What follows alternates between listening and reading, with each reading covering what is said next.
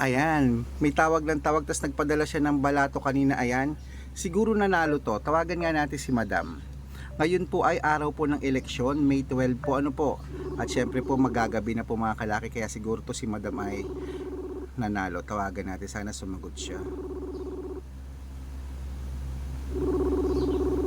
Ayan, sumagot siya. Hello po. Hi ma'am, ano pong number? Sorry po kanina ha. Hindi kita na Ma'am, ano pong number na panalunan nyo? 516. Wow, congratulations ma'am, kasasali mo lang sa akin na nanalo ka na kaagad, kasasali mo pa lang. Opo. Ma'am, saan po lumabas yan? Anong lugar po?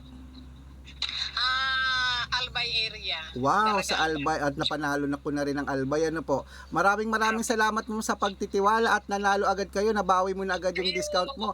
Ma'am, ma'am, kahit di pa ako humihingi ng balato, nagbigay ka ng balato, maraming salamat po. Opo. Okay ma'am, sige ma'am, at bibigyan kita uli ng lucky numbers ma'am, papadalan uli kita, pag-aaralan ko lang po sandali.